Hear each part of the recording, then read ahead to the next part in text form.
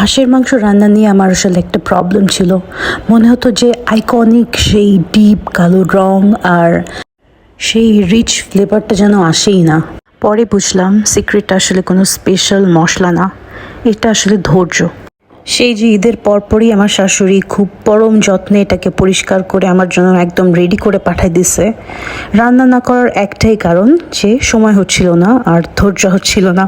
জিরা 3 টেবিল চামচ, মৌরি 1 টেবিল চামচ, ধনিয়া 1 টেবিল চামচ, একটা স্টার এনিস আর জয়ত্রী, দারুচিনি, এলাচ আর আস্ত শুকনা মরিচ, সব কিছু ভালোভাবে ড্রাই রোস্ট করে একদম গুঁড়া করে ফেলবো।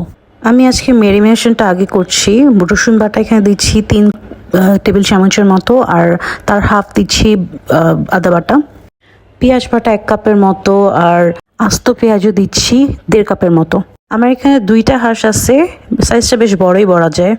ম্যারিনেশন করার পর ঠিক 10 মিনিটের মতো হাই হিটে একদম রাখতে হবে, আর তারপরে একদম লো হিটে সেটাকে সেদ্ধ করতে হবে। ওই যে বললাম না, ধৈর্য লাগবে।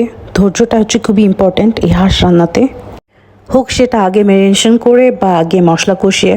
মানে হচ্ছে বারবার নাড়াচাড়া করতে হবে, অনেক কষাতে হবে।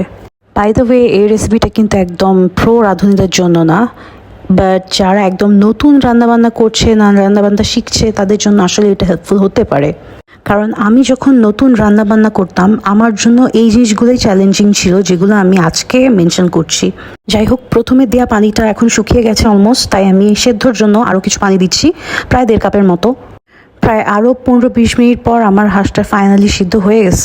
এখন একটা ইম্পর্টেন্ট কাজ, সেটা হচ্ছে পেঁয়াজগুলোকে ঠিক এভাবে কাটবো আর আলাদা করে নিব লেয়ারগুলোকে।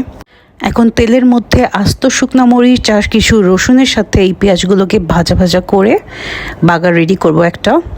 কালা ভুনা তৈরি করতে গেলে কিন্তু এই স্টেপটা একদম হাইলি রিকমেন্ডেড। সুন্দর একটা অ্যারোমা ছড়াবে চারিদিকে। তো ফাইনালি এটা আমাদের রেডি টু সার্ভ। আর ফাইনালি গার্নিশ করছি আমার ফেভারিট বেরেস্তা দিয়ে।